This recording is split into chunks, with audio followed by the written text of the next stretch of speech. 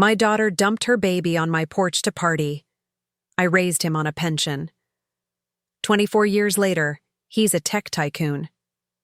Today, she stormed in with lawyers demanding her share. My grandson stepped between us, looked her dead in the eye, and said 3 words. I'm glad to have you here. Follow my story until the end and comment the city you're watching from so I can see how far my story has reached. The rain was coming down harder than it had all week, and I remember thinking how fitting that was. October 15th, 1999. A Friday night that should have been quiet, should have been peaceful. I was 46 years old, recently widowed, trying to figure out how to live on $850 a month from my late husband's pension. The last thing I expected was to find a baby on my front porch. But there he was. I'd gotten up to check the door because I thought I heard crying over the storm. At first, I assumed it was a cat. We had strays in the neighborhood. When I opened that heavy wooden door, the cold October air hit me like a slap. And there, tucked into a car seat that had seen better days, was the tiniest human being I'd ever laid eyes on. He couldn't have been more than a few weeks old. His little face was scrunched up, red from crying, and he was wrapped in a blue blanket that looked like it came from the hospital. Beside the car seat was a diaper bag and an envelope with my name written on it in handwriting I recognized immediately. Nalani, my daughter. My hands were shaking as I picked up that envelope. The baby had stopped crying the moment he felt the warmth from inside the house, and his dark eyes, so much like Nalani's, were staring up at me with a trust I didn't feel I deserved. The note was brief, written on a piece of paper torn from a spiral notebook. Even now, 24 years later, I can recite it word for word. Mom, I can't do this. I need to live my life. His name is Marcus. There's $200 in the bag. Don't try to find me. Nalani. $200. That was what she thought it would cost to raise her son. I stood there in my doorway, rain soaking my slippers, holding this note while this beautiful baby boy looked up at me with eyes that seemed to say, "Please don't give up on me too." The weight of that moment was crushing. I had barely figured out how to take care of myself after Robert died. My little apartment was cramped, my budget stretched to the breaking point. I was grieving, exhausted, and now I was being asked to take on the responsibility of raising a child at an age when most women my age were thinking about grandchildren who visited on weekends. But as I looked down at Marcus, that's what she'd named him, at least she'd given him that much, I saw something that broke my heart wide open. He looked exactly like Nalani had as a baby. The same dark hair, the same stubborn little chin, the same way of looking at the world like he was trying to figure out if it was safe. Nalani had been 17 when she left home. Not because I threw her out, not because we had some terrible fight, but because she said I was suffocating her. She wanted freedom, adventure, a life bigger than what our little town could offer. I understood that desire, even if it hurt to watch her go. But in the 6 years since she'd left, our relationship had become nothing more than occasional phone calls, where she'd ask for money and I'd send what I could, even when I couldn't really afford it. She'd mentioned being pregnant during one of those calls, maybe 8 or 9 months ago. She'd sounded excited then, talking about the baby's father, a man named Cedric who she said was different from the others. I'd asked if she wanted me to come when the baby was born, if she needed help. She'd laughed and said she had everything under control. Apparently, having everything under control meant dumping her newborn son on my doorstep in the middle of a rainstorm. I brought Marcus inside, car seat and all, and closed the door against the storm. My small living room suddenly felt even smaller with this new presence. The baby was quiet now, just looking around with those alert eyes, taking in his new surroundings. I set the car seat on my coffee table and sat down on my old floral couch, staring at him. What was I supposed to do? I was 46 years old, living on a pension that barely covered my $520 rent and basic utilities. I had no experience with babies. Nalani had been a difficult teenager. but I'd forgotten most of what I knew about caring for infants. I didn't have a crib, didn't have formula, didn't have anything a baby needed. But looking at Marcus, seeing how peacefully he was resting now that he was warm and dry, I felt something I hadn't felt since Robert died. Purpose. This tiny person needed me, not because I was convenient or because there was no one else, but because his mother had chosen me. Even in her selfishness, even in her irresponsibility, Nalani had known that I would take care of him. The $200 she'd left was sitting on my kitchen table, along with a half-empty container of formula and maybe 6 diapers. It wouldn't last the week. But as I watched Marcus sleep in that car seat, his little chest rising and falling with perfect trust, I realized that none of the practical concerns mattered. I couldn't let him go into the system. I couldn't let him wonder why no one had wanted him. I couldn't let him grow up feeling abandoned the way Nalani clearly did, despite all my efforts to show her she was loved. That night, I barely slept. I kept checking on Marcus every hour, terrified that something would happen to him on my watch. I'd made a makeshift bed for him in the bottom drawer of my dresser, lined with soft towels and that blue blanket from the hospital. Every time he stirred, my heart would race. When he cried, I would pick him up and walk around my small apartment, humming songs I half remembered from when Nalani was little. By morning, I had made my decision. I would raise Marcus myself. I would give him the love and stability that Nalani had rejected, the security she'd never seemed to want. I would make sure he knew he was wanted, even if his mother had made it clear he wasn't. I called in sick to my part-time job at the grocery store. I couldn't leave him alone, and I couldn't afford a babysitter. Instead, I bundled him up and walked to the drugstore 6 blocks away, using some of Nalani's $200 to buy more formula and diapers. The woman at the checkout counter smiled at him and asked how old he was. 3 weeks, I said, surprising myself with how naturally the lie came. He's my grandson. It was the first time I'd said it out loud, and it felt right. More right than anything had felt in months. Over the next few days, I developed a routine. Marcus would wake up every 3 hours like clockwork. I'd feed him, change him, walk him around the apartment until he fell asleep again. During his naps, I'd try to catch up on my own rest or figure out how to stretch my budget to accommodate another mouth to feed. I called social services, not to give him up, but to understand what I needed to do legally. The caseworker, a tired woman named Helen, explained that without proper documentation from Nalani, I couldn't officially adopt Marcus. But she also said that as his grandmother, I could petition for guardianship, especially given that his mother had abandoned him. "Does she plan to come back?" Helen asked during her visit to my apartment. I showed her the note. Helen read it twice, shaking her head. "This isn't uncommon," she said gently. "Young mothers who aren't ready for the responsibility. The good news is that you seem more than capable of caring for him. We'll need to do some paperwork, some home visits, but I don't see any reason why you couldn't become his legal guardian." Legal guardian. Not his mother, not his adoptive parent, but his guardian. It felt temporary, like Nalani might come back someday and reclaim him. But I pushed that thought away. Nalani had made her choice. Now I was making mine. The hardest part wasn't the sleepless nights or the financial strain. The hardest part was the silence from Nalani. No phone call to check if I'd found him. No message asking if he was okay. Nothing. It was as if she'd erased both Marcus and me from her life completely. 3 weeks after she'd left him on my doorstep, I was giving Marcus a bottle when the phone rang. My heart leaped. Maybe it was Nalani. Maybe she'd realized her mistake. But it was just a telemarketer trying to sell me life insurance. As I hung up the phone, Marcus looked up at me with those serious dark eyes, and I realized something that would shape every decision I made for the next 24 years.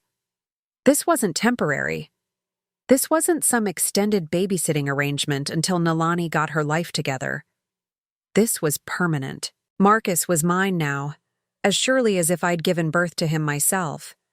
And I would protect him from ever feeling unwanted again, no matter what it cost me. The years blurred together in a haze of feeding schedules, diaper changes, and sleepless nights that turned into sleepless years.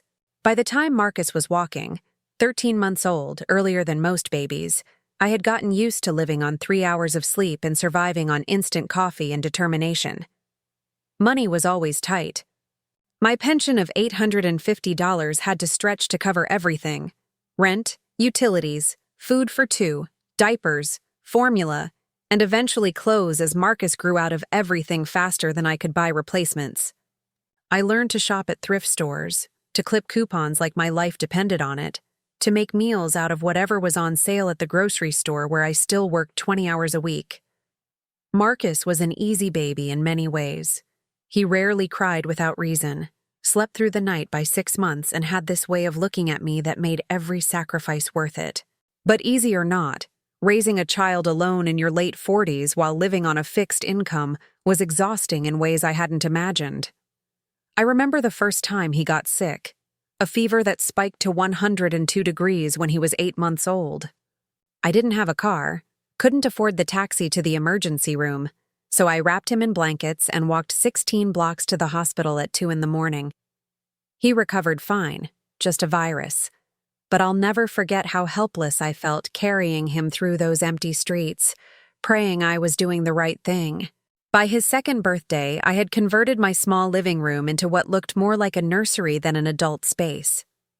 Toys covered every surface. Children's books filled the shelves where my romance novels used to sit, and the coffee table had foam padding on all the corners. My life had completely reorganized itself around this little boy who called me Gamma, because he couldn't quite manage Grandma yet. That's when Nalani called for the first time since she'd left him. I was giving Marcus lunch, mashed bananas and crackers that he was enthusiastically spreading across his high-chair tray, when the phone rang. I almost didn't answer it because unknown numbers usually meant bill collectors or telemarketers. But something made me pick up. "Mom?" The voice was older, different somehow, but unmistakably Nalani's. My heart stopped. Nalani. I looked at Marcus, who was watching me with curious eyes, banana smeared across his cheek. "Where are you?" "I'm in California, Los Angeles." "I'm doing really well, Mom. I'm in a band now, and we're about to get signed to a record label." 2 years. She'd been gone for 2 years, and she was calling to tell me about her band. "Do you want to know how your son is doing?" The words came out sharper than I intended. There was a pause. "How is he?" "His name is Marcus. He's 2 years old. He's smart and funny, and he calls me Gamma because he doesn't know he has a mother who walked away from him." "Mom, don't be like that. I knew he'd be fine with you. You're so good with kids." I was so good with kids. As if raising her grandson was just another one of my natural talents, like making pie or remembering birthdays. "What do you want, Nalani?" I was hoping. Things are a little tight right now. The band is between gigs and I'm having trouble making rent. Could you maybe send me a couple $100? Just until we get back on our feet. I looked at Marcus, who had finished his lunch and was reaching for me with sticky hands. $200. The same amount she'd left with him when she abandoned him. "No." "What?" I said no. "I'm raising your son on $850 a month, Nalani. I don't have any money to send you so you can chase your dreams in California." She was quiet for a long moment. When she spoke again, her voice had that edge I remembered from her teenage years. "Fine, I get it. You're punishing me for leaving." "I'm not punishing you. I'm protecting him. And myself." "Whatever, Mom. I thought you'd want to help your daughter, but I guess I was wrong." She hung up before I could respond. I sat there holding the phone, watching Marcus try to climb out of his high chair, and realized that I wasn't sad. I was angry. Angry that she thought she could call me after 2 years and ask for money without even asking about her son's first words, his first steps, his favorite book, or the fact that he had her smile and her stubborn streak. Marcus looked at me and said, "Gamma up," with his arms stretched toward me. I lifted him out of the chair and held him close, breathing in that sweet baby smell that was already starting to fade as he grew into a toddler. The calls continued sporadically over the years. Sometimes 6 months would pass, sometimes a year, but Nalani would always resurface when she needed money. The band in Los Angeles fell apart. She moved to Portland with a boyfriend who turned out to be married. She tried college again but dropped out after 1 semester. She worked as a waitress, a receptionist, a dog walker. Each phone call brought a new story, a new crisis, a new reason why she needed financial help. And each time I said no. By the time Marcus was 5 and starting kindergarten, I had learned to dread the phone calls. Not because I missed Nalani, though part of me did, but because they upset the careful balance Marcus and I had created. After each call, he would ask questions I didn't know how to answer. "Gamma, who was that on the phone?" "Just someone I used to know, sweetheart." "Why did you look sad after?" How do you explain to a 5-year-old that his mother calls to ask for money but never asks about him? How do you tell a child that the woman who gave birth to him has never once asked to speak to him, never sent a birthday card, never wondered if he was happy or healthy or safe? I chose not to tell him. Maybe that was wrong. Maybe I should have been honest from the beginning, but I couldn't bear the thought of Marcus feeling rejected the way I had felt rejected by Nalani's choices.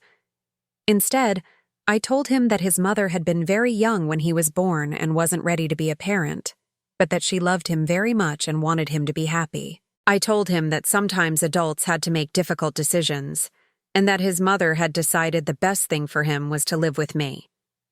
It wasn't entirely a lie, but it wasn't the whole truth either. Marcus seemed to accept this explanation, the way children accept most things adults tell them. He focused on his life with me, school, friends, the cat we adopted from the shelter when he was 6. He was a good student, curious and eager to learn, always asking questions about everything from why the sky was blue to how televisions worked. Money remained a constant worry. I supplemented my pension with part-time work when I could find it. Cleaning houses, babysitting for neighbors, seasonal work at the department store during Christmas. Marcus learned early that money was tight, that we couldn't buy everything he wanted, but he never complained. When other kids got new bikes for their birthdays, Marcus was happy with books from the library. When they went to Disney World for vacation, Marcus was content with day trips to the lake. The hardest conversation we ever had was when he was 8 and asked me directly about his father. We were sitting at our small kitchen table, and Marcus was working on a school project about family trees. He had drawn me at the top, then himself below, but there were empty branches where other families had mothers and fathers, aunts and uncles, cousins. "Gamma, where's my dad?" I had rehearsed this conversation in my head for years, but I still wasn't prepared for the direct way he asked it. "Your father wasn't able to be part of your life, sweetheart. Sometimes that happens with grown-ups." "Is he dead like Grandpa Robert?" "No, he's not dead. He made different choices." Marcus nodded seriously, the way he did when he was processing something difficult. "Do you think he knows about me?" "I think he probably does." "Do you think he's sorry he's not here?" That question broke my heart. I think any man would be lucky to have you as his son, Marcus. If he doesn't know that, it's his loss, not yours. Marcus seemed satisfied with that answer and went back to his family tree, carefully drawing hearts around the branch that connected us. But that night, after he was asleep, I found myself crying for the first time in years. Not for myself, not for the sacrifices I'd made, but for this beautiful, brilliant boy who deserved so much more than the hand he'd been dealt. By the time Marcus was 10, our routine was well established. He would come home from school, do his homework at the kitchen table while I prepared dinner. Then we'd watch television together or read books from the library. On weekends, we'd explore the city on the bus, museums, parks, free concerts. We had created our own little world, just the two of us, and it was a good world. But I was getting older. My back ached from years of working physical jobs. My eyes needed stronger glasses that I couldn't afford to replace, and some mornings it took me longer to get moving than it used to. I worried about what would happen if I got sick, if I couldn't work anymore, if something happened to me. I had started keeping a box of important papers under my bed: Marcus's birth certificate, the guardianship documents, my will that left everything to him, which wasn't much, but it was something. I also kept letters in that box. Letters from Nalani that had come with some of the phone calls over the years, usually when she was asking for money, but wanted to seem more personal about it. Marcus didn't know about those letters. In them, Nalani talked about her life like it was some grand adventure, full of exciting people and opportunities. She mentioned Marcus occasionally, usually to ask if he was still doing well, or to say she hoped he would understand when he was older why she had made the choices she did. What she never mentioned was wanting to see him. What she never asked was if she could call and talk to him.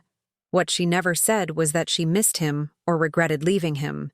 Those letters confirmed what I had suspected from the beginning. Nalani saw Marcus as a chapter of her life that was closed, a mistake that had been corrected when she left him with me. To her, he wasn't a son she was missing. He was a responsibility she had successfully avoided. The last letter had come 6 months ago, when Marcus was 10 and starting 5th grade. Nalani was living in Phoenix then, working at a resort and dating someone new. She mentioned that she was thinking about getting married again and that her boyfriend didn't know about Marcus. "I think it's better that way," she had written. "Starting fresh, you know? Marcus is happy with you, and you're so much better at the mom thing than I ever was. Maybe someday when he's older we can figure out how to have a relationship. But right now I think it's best if I just let you handle everything." Let me handle everything. As if raising her son was a favor I was doing for her convenience. I had burned that letter after reading it, standing over my kitchen sink watching the paper curl and blacken. But the words stayed with me. And that night I made a decision that I would keep for the next 13 years. I would never tell Marcus about his mother's letters. I would never let him know that she had chosen, again and again, to prioritize her own life over any relationship with him. I would protect him from that knowledge as long as I could. Looking back now, I'm not sure if that was the right choice. But at the time, watching my 10-year-old grandson sleep peacefully in his small bedroom, surrounded by books and model airplanes and drawings he'd made of the two of us, I couldn't bear the thought of telling him that his mother was out there somewhere, living her life as if he had never existed. Some truths, I told myself, were too heavy for a child to carry. Marcus was happy. He was thriving. He had never once said he felt like something was missing from his life. But deep down, I knew that someday those carefully hidden truths would find their way to the surface. And when they did, everything we had built together would be tested in ways I couldn't yet imagine. 24 years. That's how long it had been since that rainy October night when everything changed. Marcus was no longer the helpless baby I'd found on my doorstep. He was a man now, 24 years old, with his own apartment downtown and a technology company that seemed to grow bigger every month. I still lived in the same small apartment where I'd raised him, though he'd been trying to convince me to move somewhere nicer for the past 2 years. The rent was still $520, which felt like a bargain now compared to what everything else cost, but the building had gotten older along with me. The stairs creaked more than they used to, the heating was unreliable, and my neighbors had changed from families to college students who played music too loud and left trash in the hallways. But this apartment held 24 years of memories. The height marks on the doorframe where I'd measured Marcus every birthday. The small burn on the kitchen counter from the time he tried to make me breakfast when he was 12 and forgot about the pan on the stove. The living room where we'd spent countless evenings doing homework together, where I'd taught him to play chess, where we'd watched his favorite movies until I could recite them by heart. Marcus visited every Sunday without fail. It had been our tradition since he was small. Sunday dinner together, just the two of us. Even now, with his busy schedule and growing company, he never missed a Sunday. He would arrive around 4 in the afternoon with groceries he'd picked up, ingredients for whatever meal we'd planned to cook together that week. Today was different, though. I could see it in his face the moment he walked through the door. He looked troubled, distracted in a way that was unusual for him. Marcus had always been focused, determined, even as a child. When he set his mind to something, he pursued it with single-minded intensity. It's what had made him such a good student, and later, such a successful entrepreneur. Gamma, he said, setting the grocery bags on my kitchen counter. At 24, he still called me Gamma, though it had evolved from the baby nickname into something more intentional, more affectionate. We need to talk about something. My heart clenched. Those words, we need to talk, had never led to anything good in my experience. What's wrong? I asked, trying to keep my voice steady. Marcus ran a hand through his dark hair, a gesture I recognized from his childhood. He did that when he was nervous or trying to work through a problem. I got a call yesterday, from a law firm in Phoenix. Phoenix. The word hit me like a physical blow. The last letter I'd received from Nalani, the one I'd burned 6 months ago, had come from Phoenix. What kind of call? Marcus pulled out one of my kitchen chairs and sat down heavily. They said they represent my mother, my biological mother. He looked up at me and I could see the confusion in his dark eyes. They said she wants to meet me. I felt the blood drain from my face. For 24 years I had dreaded this moment. I had known it would come eventually, but I had hoped, foolishly, selfishly, that it would be later, much later. Maybe after I was gone, so I wouldn't have to watch Nalani waltz back into Marcus's life after I had done all the hard work of raising him. What did you tell them? I managed to ask. I told them I needed time to think about it. I wanted to talk to you first. Marcus reached across the table and took my hand. His hands were strong now, calloused from the weekend projects he worked on to relax from his high-stress job. Gamma, you've never really told me why she left. I mean, I know she was young and not ready to be a parent, but why has she never tried to contact me? Why now? The questions I had been avoiding for more than 2 decades hung in the air between us. I looked at Marcus, this wonderful man I had raised, this success I was so proud of, and felt the weight of all the truths I had kept from him. It's complicated, sweetheart, I said, falling back on the same vague response I'd been giving him since he was old enough to ask. I'm 24 years old, Gamma. I think I can handle complicated. He was right, of course, but handling the truth and being hurt by it were 2 different things. I had spent his entire life protecting him from the knowledge that his mother had chosen, repeatedly and deliberately, to stay out of his life. Not because she couldn't find him, not because circumstances had kept them apart, but because she had never wanted the responsibility of being his mother. The lawyers mentioned something else, Marcus continued, and I could hear the careful way he was choosing his words. They said my mother has been keeping track of my success, that she's proud of what I've accomplished. A bitter laugh escaped me before I could stop it. Proud. Marcus's eyes sharpened. What does that mean? I stood up abruptly, needing to move, needing to do something with my hands. I walked to the sink and began washing the dishes that were already clean, scrubbing at a plate that didn't need scrubbing. Gamma, talk to me. Please. The desperation in his voice broke something inside me. This was Marcus, the boy I had raised, the man who had never asked me for anything except love and guidance. He deserved answers, even if those answers would hurt him. I turned around, drying my hands on a dish towel that had seen better days. She's been keeping track of you, Marcus, but not in the way you think. What do you mean? I walked back to the table but didn't sit down. I couldn't sit still, not for this conversation. Your mother has called me over the years. Not often, but sometimes. Usually when she needed money. Marcus's expression shifted, and I could see him processing this information. She's never once asked to speak to you. She's never asked how you were doing in school, whether you were happy, what your interests were. She's never sent a birthday card or a Christmas present or even a photograph. The hurt that flashed across Marcus's face made me want to take the words back, but it was too late. The truth was out there now, hanging between us like a living thing. "She called you for money," he said slowly. "And you never told me." "I was protecting you." "From what? From knowing that my mother was alive and chose not to be part of my life?" The anger in his voice was something I had rarely heard from him. Even as a teenager, Marcus had been remarkably even-tempered.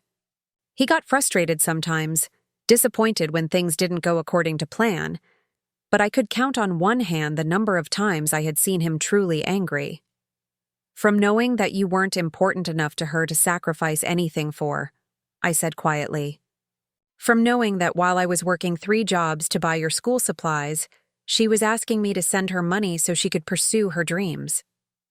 From knowing that the reason she's contacting you now isn't because she misses you or regrets leaving you, but because you've become successful enough to be worth her attention." Marcus stood up abruptly, pacing to the window and back. "You should have told me." "When? When you were 5 and asked about your father? When you were 10 and drew family trees for school? When you were 16 and all your friends were complaining about their parents and you told me how lucky you felt to have me?" I could feel tears building behind my eyes. "When was I supposed to tell you that your mother views you as a mistake she corrected by dumping you on my doorstep?" "That's not fair." "None of this is fair, Marcus. It wasn't fair that she left you. It wasn't fair that I had to choose between my retirement and your childhood. It wasn't fair that you grew up without parents your own age, without siblings, without the kind of family most kids have." I took a shaky breath. "But we made it work anyway. We built something good together, didn't we?" Marcus stopped pacing and looked at me, and I could see the war happening behind his eyes. The man who loved me and was grateful for everything I had done for him, versus the son who was hurt and angry about being lied to, even if those lies had been meant to protect him. "Yes," he said finally. "We did build something good, but Gamma, those were my choices to make. My decisions about whether I wanted a relationship with her or not. You took that away from me." He was right. I knew he was right. But knowing it and accepting it were 2 different things. "I know," I whispered. "I know I should have told you. I couldn't bear to see you hurt by her again." "Again?" I closed my eyes. Another truth I had kept from him. "She hurt you when she left you, Marcus. You were so small, but you cried for days. You kept looking toward the door, like you were waiting for someone. It took weeks before you stopped startling every time you heard footsteps in the hallway. You were just a baby, but somehow you knew you'd been abandoned." The silence stretched between us, heavy with years of unspoken truths and carefully constructed protections.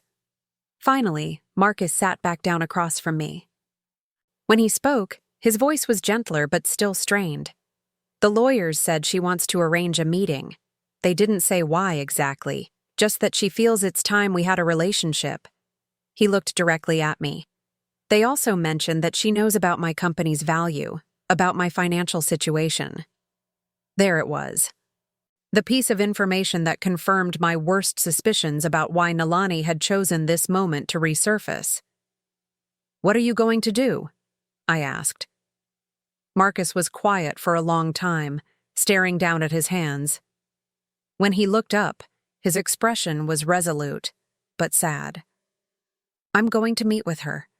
I need to know who she is, what she wants, why she left." He paused.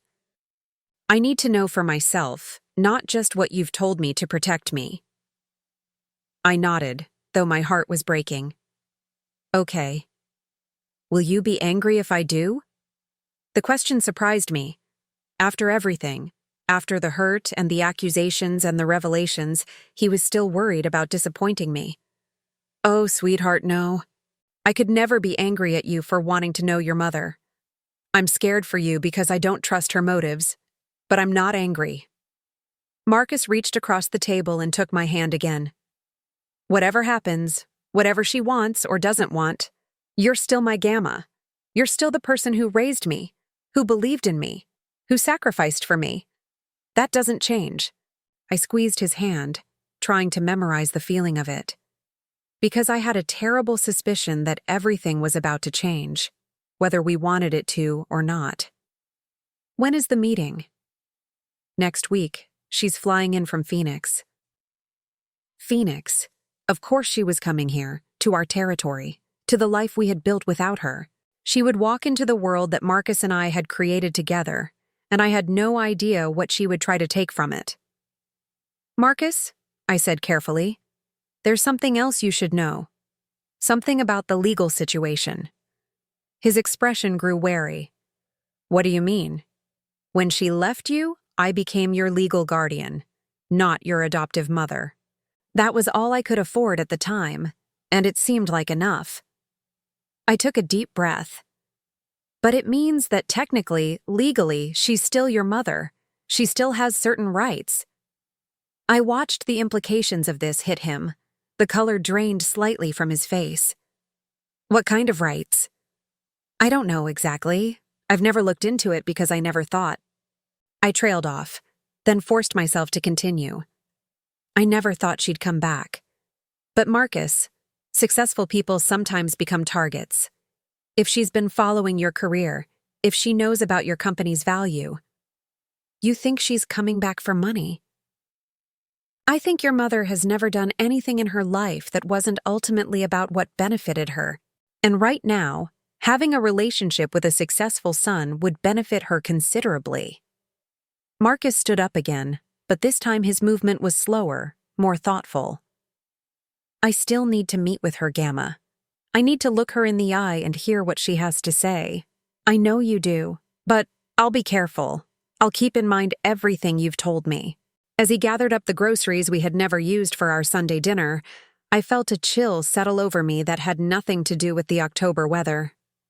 This apartment, this life, this relationship that had sustained both of us for 24 years, all of it felt suddenly fragile, like something that could be destroyed by a single conversation with a woman who had never earned the right to call herself Marcus's mother. After he left, I sat alone in my kitchen staring at the phone. Part of me wanted to call him back, to beg him not to meet with her, to stay safe in the world we had created together. But I knew I had lost the right to make that choice for him the moment I had decided to keep her letters secret. Outside my window, the October light was fading into dusk. 24 years ago, on a night just like this one, Nalani had left her son on my doorstep and disappeared. Now she was coming back, and I had the terrible feeling that this time, she might take him with her. The meeting was supposed to happen at a downtown coffee shop, neutral territory that Marcus had chosen. I wasn't invited, of course, but I found myself pacing my small apartment that entire Tuesday afternoon, checking my phone every few minutes to see if he had called or texted. When my phone finally rang at 4:15, I grabbed it on the first ring. Gamma. Marcus's voice sounded hollow, drained in a way I'd never heard before. How did it go? There was a long pause. Can you meet me at my office? I need to show you something. The 20-minute bus ride to Marcus's downtown office felt like hours. His company occupied the 15th floor of a glass building that still intimidated me every time I visited. The receptionist, a young woman named Sarah who always greeted me warmly, looked concerned as she directed me to Marcus's private office. I found him sitting behind his desk, staring at a stack of papers spread in front of him. He looked older somehow, like the meeting with Nalani had aged him years in the span of a few hours. Marcus? He looked up, and I could see the hurt and confusion in his eyes. Without saying anything, he pushed the papers toward me. Legal documents. That's what they were. And even though the language was formal and confusing, the basic message was clear enough. Nalani wasn't just seeking a relationship with Marcus. She was seeking legal recognition as his mother, and with it, certain financial rights and considerations. I don't understand all of it, Marcus said quietly. But the lawyers she brought with her, yes, lawyers, plural, they explained enough. I sat down heavily in the chair across from his desk, my legs suddenly unable to support me. Tell me what happened. Marcus leaned back in his chair, running both hands through his hair. She looked exactly like I remembered from the few photos you had of her. Older, obviously, but the same face, the same smile. He paused. She hugged me when she saw me, Gamma. She cried and said she'd missed me so much and that leaving me was the hardest thing she'd ever done. Even hearing it secondhand, I could picture it perfectly. Nalani had always been good at emotional manipulation, at saying exactly what people wanted to hear. Then she told me her story. How young and scared she was when I was born. How she knew you would take better care of me than she could. How she spent years regretting her decision but was too ashamed to reach out. Marcus's voice was getting harder, more bitter. She said she's been following my career for years, that she's so proud of what I've accomplished, that she always knew I was destined for great things. And then the lawyers started talking. Marcus picked up one of the documents. Apparently, because she never formally relinquished her parental rights, and because I was never officially adopted, she still has certain legal claims to me as her son. The words hit me like ice water. What kind of claims? Financial ones, mainly. They cited something called filial responsibility laws. Apparently, some states have legal requirements for adult children to support their aging parents if they have the means to do so. I felt sick. She's not aging, Marcus. She's 47 years old. I pointed that out. The lawyers said age wasn't necessarily a factor, that financial hardship was the key issue. Marcus set the paper down with more force than necessary. She's apparently in debt, Gamma. Credit cards, a failed business venture, medical bills from some kind of surgery last year. She's looking at bankruptcy. Of course she was. Nalani had never been responsible with money, even as a teenager. The idea that she would suddenly develop fiscal responsibility in her 40s was laughable, except that nothing about this situation was funny. She wants me to help her, Marcus continued. Not as a favor, not as a gift, but as her legal right as my mother. She's prepared to go to court if necessary to establish her parental rights and my financial obligations. Can she do that? According to her lawyers, yes, maybe. The law is apparently complicated, and a lot would depend on which judge we got and how they interpreted the specific circumstances. Marcus stood up and walked to his window, looking out at the city below. But even if she loses, the legal battle could go on for months. It would be expensive, time-consuming, and very public. Very public. That was the real threat, wasn't it? Marcus had worked hard to build his company and his reputation. A messy legal battle with his estranged mother would be exactly the kind of publicity that could damage everything he had accomplished. What did you tell her? Marcus turned back to me, and I could see the anger building behind his careful composure. I told her I needed time to review the documents with my own lawyer. She said that was fine, but that she hoped we could work something out as a family without involving the courts. As a family? The words tasted bitter in my mouth. That's when I asked her about you. Something in his tone made my stomach clench. What about me? I asked her why, if she was so concerned about family relationships, she had never tried to contact you either. Why she had never thanked you for raising her son, never asked how you were doing, never acknowledged what you had sacrificed for me. I held my breath, waiting. She said she figured you were fine, that raising me had probably been fulfilling for you since you never had any other children. She said she assumed you enjoyed having a purpose in your retirement years. The casual cruelty of it was breathtaking. 24 years of my life, dismissed as a pleasant hobby that had given me something to do in my old age. But then she said something else, Marcus continued, and his voice dropped to barely above a whisper. She said she hoped there wouldn't be any unpleasantness between you and her because she'd hate for our family reunion to cause problems for someone who had been so helpful over the years. She threatened me. Not directly, but the implication was clear. If you caused problems for her, if you tried to interfere with her relationship with me, there might be consequences. I stood up abruptly, anger flooding through me like nothing I had felt since the night she had left Marcus on my doorstep. What kind of consequences? I don't know. I didn't ask for specifics because I wanted to get out of there and talk to you first. Marcus walked back to his desk and gathered up the papers. But Gamma, I need you to know something. Whatever legal rights she thinks she has, whatever claims she wants to make, none of it changes how I feel about you. You're my family. You're the person who raised me, who loved me, who made me who I am today. The fierceness in his voice brought tears to my eyes.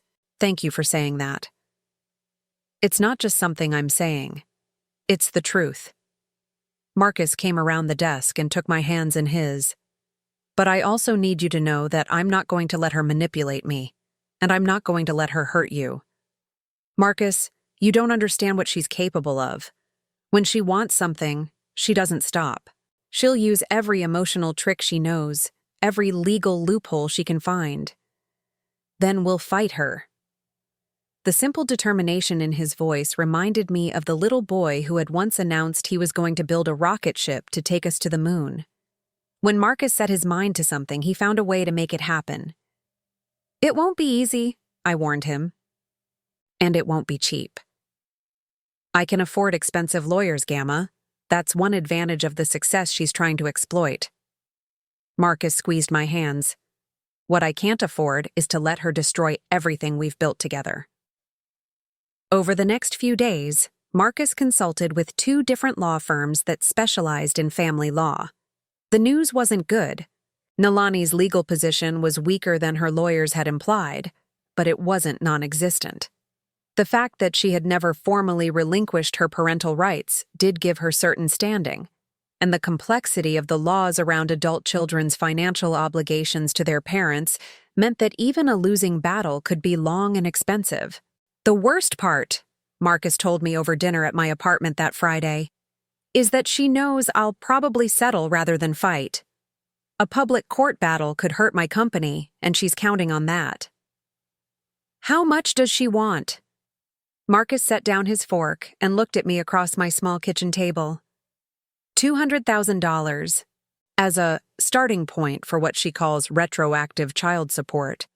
The money she claims I owe her for giving birth to me, and then sacrificing her youth by allowing me to be raised in a stable home. The audacity of it was staggering. She wanted Marcus to pay her for the privilege of having been abandoned. There's more, Marcus continued. She also wants ongoing monthly payments, $5,000 a month, which she says is reasonable given my income level and her status as my mother. $5,000 a month, $60,000 a year for the rest of Nalani's life, as payment for having given birth to a son she dumped on her mother's doorstep and ignored for 24 years. You're not seriously considering this, I said. I'm considering all my options.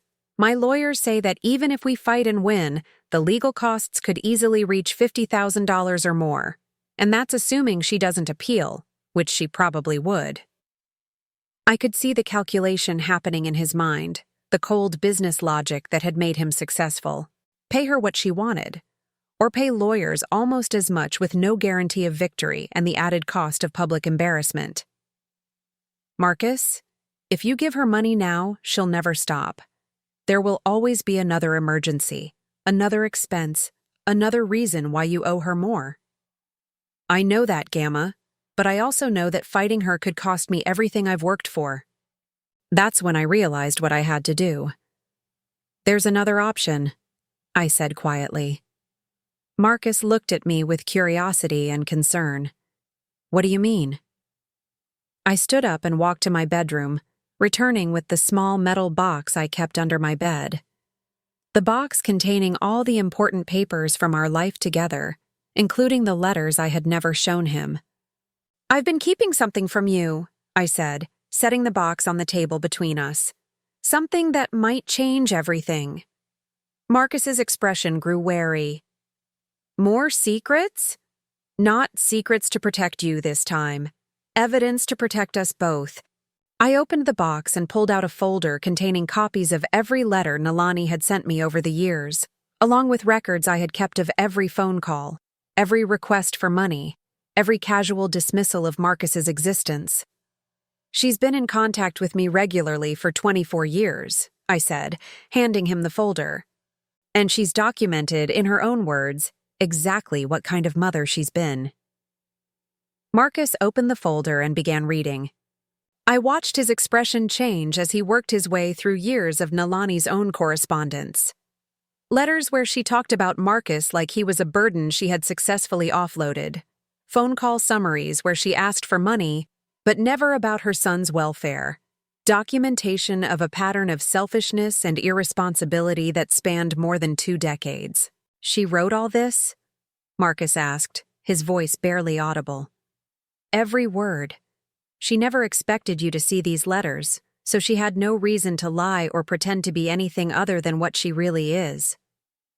Marcus read for another few minutes, then closed the folder and looked at me. "Why didn't you ever show me these before?" "Because I thought they would hurt you more than help you. But now," I took a deep breath, "now I think they might be exactly what we need to fight her." Marcus was quiet for a long time, staring down at the folder. When he finally spoke, his voice was different, harder, more resolved. "She's not going to get away with this." "What are you going to do?" Marcus stood up, gathering the folder and the legal documents Nalani's lawyers had given him. "I'm going to call her lawyers and tell them we'll see them in court. And then I'm going to make sure that everyone involved in this case, every judge, every mediator, every court official, knows exactly what kind of person is making these claims." The determination in his voice was absolute, and I felt something I hadn't felt since this whole nightmare began. Hope. "Are you sure, Marcus? Once we start fighting, there's no going back." Marcus looked at me with eyes that reminded me of the little boy who had once promised to protect me from monsters under the bed. "Gamma, you spent 24 years protecting me from her. Now it's my turn to protect you." As he gathered his things to leave, I felt the first stirring of something that might have been relief. The battle was far from over, but for the first time since Nalani had resurfaced, I felt like we might actually have a chance to win. The court hearing was scheduled for a Thursday morning in November, 6 weeks after Nalani's initial contact with Marcus. Those 6 weeks passed in a blur of legal consultations, document preparation, and a tension that seemed to permeate every aspect of our lives. Marcus had hired one of the city's best family law attorneys, a sharp woman named Rebecca Chen who specialized in cases involving parental rights and financial exploitation. She had reviewed all of Nalani's letters and phone call records with the methodical precision of a surgeon, building what she called an ironclad case against Nalani's claims. "Your grandmother kept meticulous records," Rebecca had told Marcus during one of their meetings that I was allowed to attend. "Most people don't think to document this kind of long-term emotional manipulation, but these letters show a clear pattern of abandonment and exploitation that spans more than 2 decades. But as the hearing date approached, I found myself growing more anxious rather than more confident. I knew Nalani better than anyone else in that courtroom would, and I knew she wouldn't go down without a fight. She had something planned. I could feel it in my bones the way you can feel a storm coming. The night before the hearing, Marcus came to my apartment for what had become our regular strategy session.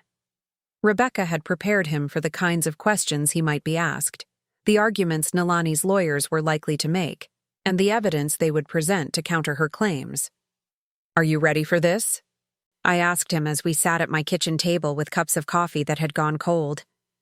Marcus looked tired. The stress of the past 6 weeks had taken a toll on him, and I could see it in the lines around his eyes, the way his shoulders stayed perpetually tense. "I think so. Rebecca says we have a strong case, and the evidence from the letters speaks for itself." "But?" He looked at me sharply. "How did you know there was a but?" "Because I've known you for 24 years, and I can hear it in your voice." Marcus sighed and leaned back in his chair.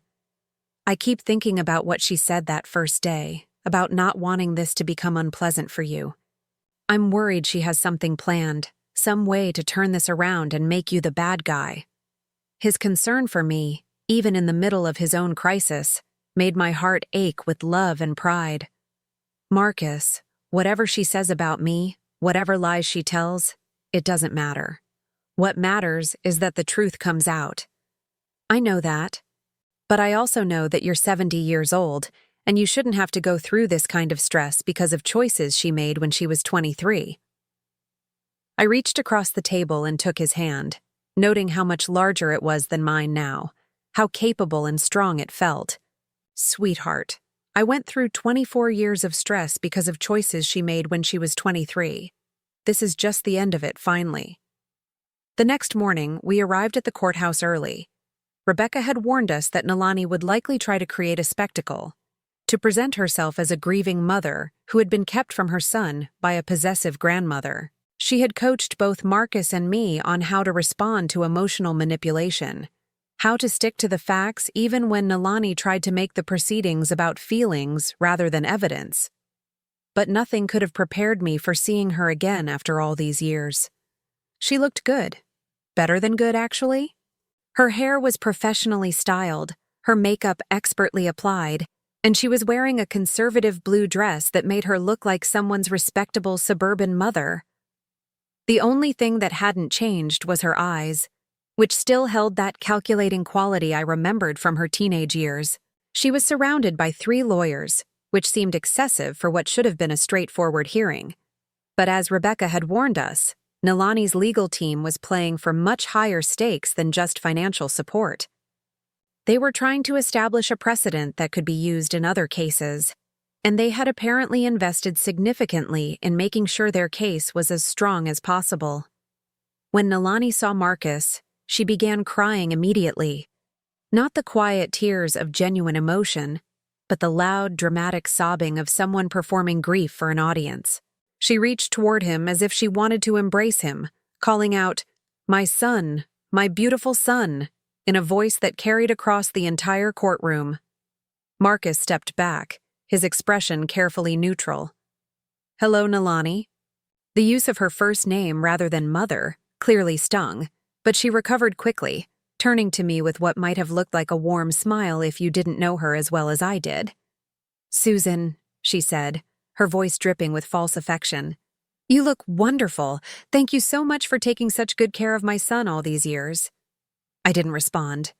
Rebecca had coached me to keep my interactions with Nalani to an absolute minimum, to avoid giving her any opening to manipulate or provoke me. The hearing began with Nalani's lawyers presenting their case.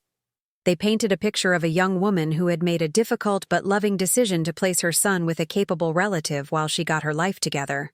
They talked about Nalani's years of regret and her desperate desire to reconnect with the son she had never stopped loving. It was a compelling narrative, expertly delivered by lawyers who clearly knew how to work a courtroom. If I hadn't lived through the reality of the past 24 years, I might have been moved by their portrayal of Nalani as a tragic figure who deserved sympathy, rather than condemnation. Then it was Rebecca's turn. She began by reading excerpts from Nalani's own letters, using Nalani's own words to dismantle the story her lawyers had just told. Letter after letter where Nalani referred to Marcus as, "your problem now," where she talked about her relief at not having to deal with all that baby drama, where she asked for money without ever asking about her son's welfare. The effect was devastating. With each letter Rebecca read, I could see the judge's expression growing more skeptical, more disapproving. These weren't the words of a loving mother who had been forced to make a painful sacrifice. These were the words of someone who had viewed her child as an inconvenience to be discarded. But the most damaging evidence came when Rebecca presented phone call records that I had meticulously kept over the years. 24 years of conversations with Nalani, documented with dates, times, and detailed summaries of what had been discussed.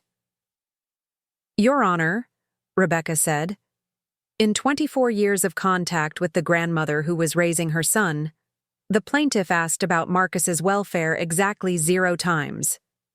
She never asked about his health, his education, his interests, or his emotional well-being. She never asked to speak with him, never requested photographs, never sent birthday gifts or holiday cards."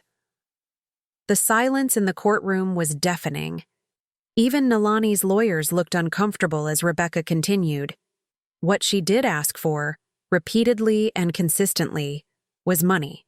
Financial assistance for herself, with no regard for the financial burden her mother was carrying while raising the child she had abandoned. That's when Nalani's composure finally cracked. "That's not true," she shouted, jumping to her feet despite her lawyer's attempts to restrain her. I was young and scared and doing the best I could. I knew Marcus was better off with her. She always made me feel like I couldn't do anything right anyway. The outburst was exactly what Rebecca had been hoping for. In a matter of seconds, Nalani had revealed the entitled, self-centered person she had always been, the one who blamed everyone else for her own choices and their consequences. "I loved him," Nalani continued, her voice rising to a pitch that made several people in the courtroom wince. "I loved him enough to give him a better life than I could provide. And now that he's successful, I have a right to benefit from that success. I'm his mother." Marcus stood up slowly, his face pale but his voice steady and strong. "Your Honor, may I respond to that?" The judge nodded, and Marcus turned to face Nalani directly for the first time since entering the courtroom. "You are not my mother," he said quietly, but with such conviction that his words seemed to echo in the silence. "A mother is someone who gets up at 3 in the morning when her child has nightmares. A mother is someone who works 3 jobs to pay for school supplies and birthday parties. A mother is someone who sits in hospital waiting rooms and teaches you to ride a bike and helps you with homework even when she's exhausted." He gestured toward me. "That woman sitting over there is my mother. She earned that title through 24 years of love and sacrifice and dedication. You're just someone who gave birth to me and then walked away." The judge called for a brief recess, during which Nalani's lawyers huddled around her, clearly trying to convince her to control her emotions and stick to their planned strategy. But the damage was done. Her outburst had revealed her true character in a way that no amount of legal maneuvering could undo. When the hearing resumed, Rebecca presented one final piece of evidence that she had been saving for maximum impact. A letter that Nalani had written to me just 3 years earlier, when Marcus was 21 and his company was beginning to show signs of real success. In that letter, Nalani had explicitly stated that she was glad Marcus didn't know about her, because it allowed her to start fresh with new relationships without the baggage of having an adult son. She had written that she hoped he would continue to be successful because maybe someday it would be worth the hassle of having a relationship with him. The words hung in the air like a physical presence, impossible to ignore or explain away. Even Nalani's lawyers looked defeated as Rebecca finished reading. "Your Honor," Rebecca said, "this is not a case about a mother seeking to reconnect with a beloved child. This is a case about a woman attempting to profit from the success of a son she discarded and ignored for 24 years. The evidence of her abandonment and exploitation is overwhelming, and her recent claims of maternal love are contradicted by decades of her own documented statements." The judge took less than 10 minutes to reach his decision. "After reviewing the extensive documentation presented by both parties," he said, "I find that the plaintiff has no credible claim to financial support from the defendant. The evidence clearly shows a pattern of abandonment and manipulation that spans more than 2 decades. Moreover, the plaintiff's own written statements contradict her current claims of maternal affection and concern." He looked directly at Nalani. "Ms. Holloway, you made a choice 24 years ago to relinquish the responsibilities of motherhood. You cannot now claim the benefits of that relationship while continuing to deny those same responsibilities." Then he turned to Marcus. "Mr. Holloway, you are under no legal or moral obligation to provide financial support to someone who contributed nothing to your upbringing and who has shown no genuine interest in your welfare throughout your life." The gavel came down with a finality that seemed to echo through my entire body. It was over. After 24 years of carrying the burden of Nalani's abandonment, after 6 weeks of legal threats and emotional manipulation, it was finally over. But as we gathered our things to leave, Nalani wasn't finished. She approached Marcus one last time, her face twisted with anger and desperation. "You'll regret this," she said, her voice low and vicious. "You think you're better than me, but you're nothing without the money I helped you get by leaving you with her. You owe me everything. And someday you'll realize that." Marcus looked at her with something that might have been pity. "I don't owe you anything," he said quietly. "And I never want to see you again." As we walked out of the courthouse together, I felt lighter than I had in years. The weight of Nalani's potential return, the fear of losing Marcus to her manipulation, the burden of keeping her secrets, all of it was gone.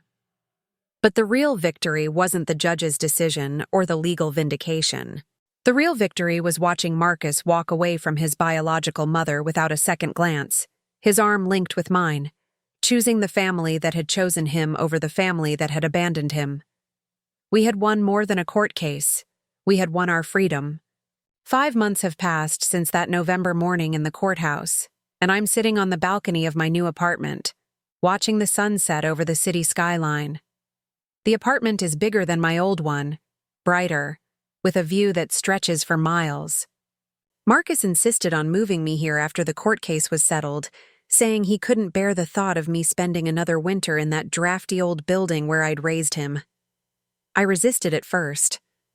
That small apartment had been our home for 24 years, the place where Marcus had taken his first steps, where we'd celebrated birthdays and holidays, where we'd built our life together one day at a time. But Marcus was right. It was time for a new beginning. The apartment came with something I never expected to have again: peace of mind. For the first time since that rainy October night in 1999, I don't wake up wondering if today will be the day Nalani reappears to disrupt our lives. The legal judgment was final and comprehensive, establishing not only that she had no financial claims against Marcus, but also that any future contact would constitute harassment. Marcus visits every Sunday, just like he always has, but now our dinners have a different quality. The shadow that had hung over us for so long, the unspoken fear that someday his real mother might return to claim him, is gone. We can talk about the future without wondering if we'll have one together. We can make plans without the constant underlying anxiety that everything we'd built could be destroyed by a single phone call. Today is special, though. Today marks exactly 25 years since Marcus came into my life, and he's bringing someone for me to meet. Her name is Sarah. She's a teacher at an elementary school downtown, and from the way Marcus talks about her, I can tell she's going to be important to both of us. I've been nervous about meeting her all week, which is ridiculous at my age. But there's something about introducing the woman who might become Marcus's wife to the woman who raised him that feels momentous, like the final piece of our family puzzle clicking into place. The intercom buzzes at exactly 6 o'clock, because Marcus has been punctual his entire life. "Gamma, we're here," his voice comes through the speaker, warm with excitement. When I open the door, I see Marcus standing beside a woman with kind eyes and dark hair pulled back in a simple ponytail. She's pretty in an understated way, but what strikes me most is how comfortable she looks standing next to him, like they fit together naturally. "Gamma, this is Sarah," Marcus says, and I can hear the pride in his voice. "Sarah, this is my grandmother, Adela, but everyone calls her Gamma." Sarah steps forward and takes my hand, her grip firm and warm. "Mrs. Holloway, I've heard so much about you. Marcus talks about you constantly. I feel like I know you already."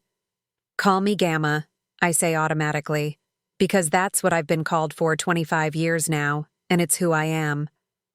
"And I hope everything he's told you has been reasonably flattering."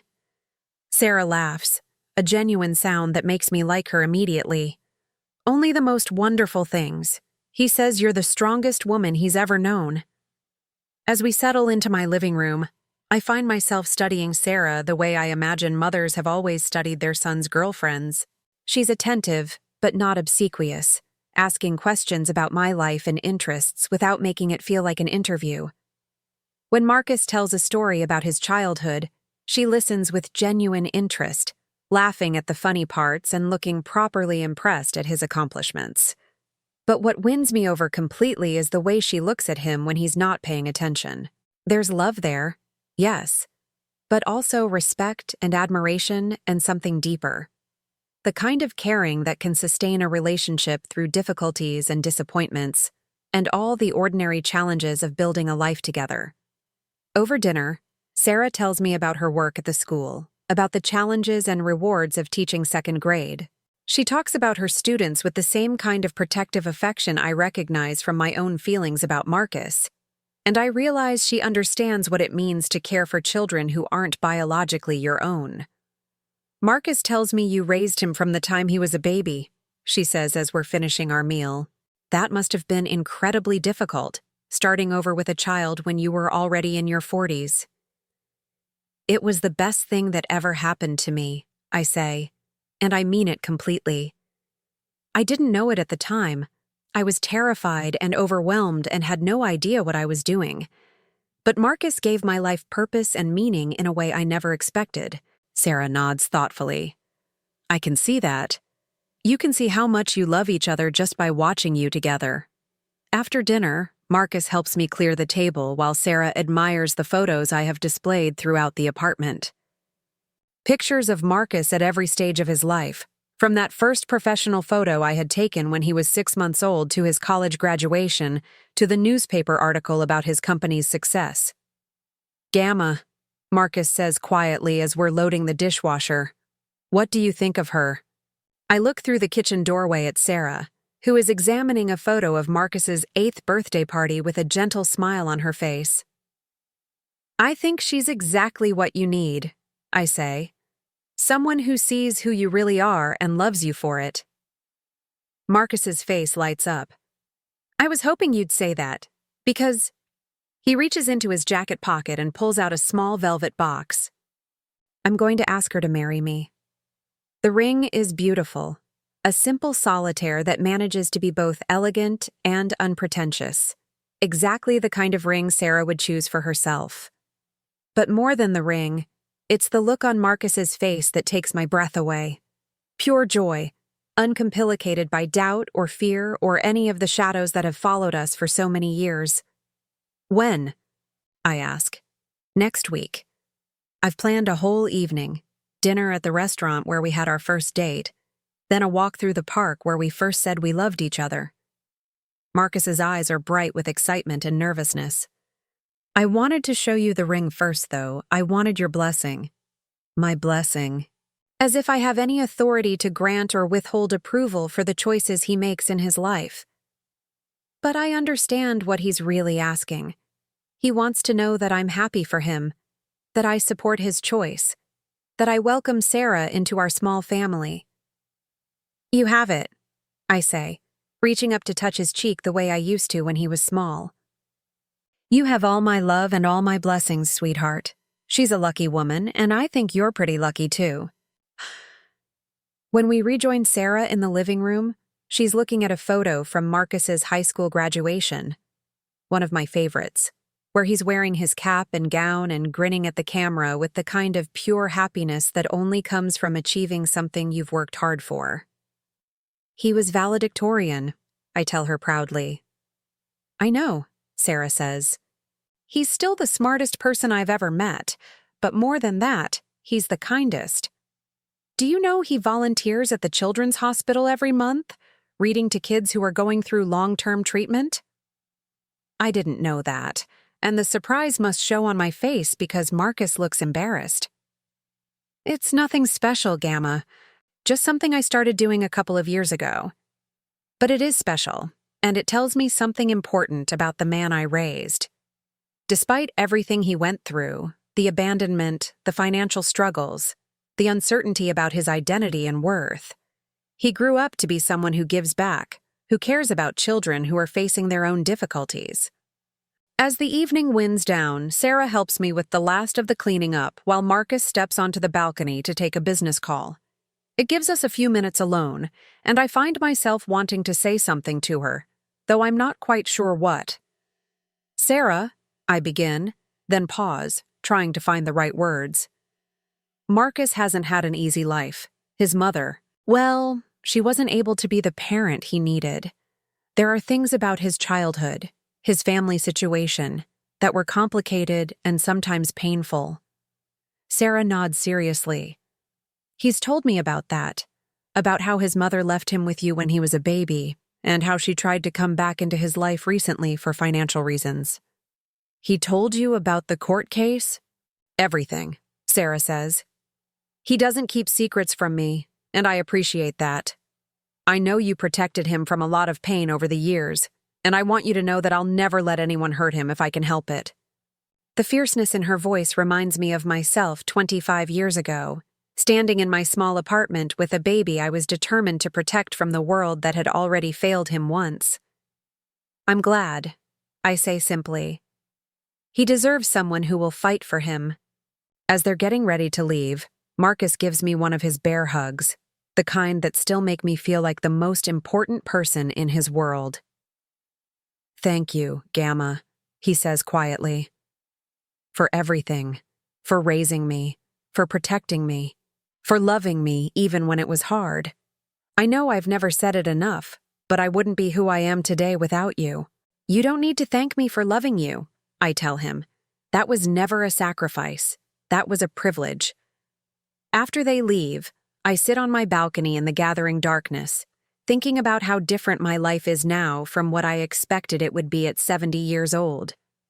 I thought I would be alone by now, living quietly on my pension, visiting my husband's grave on Sundays, and reading romance novels to pass the time.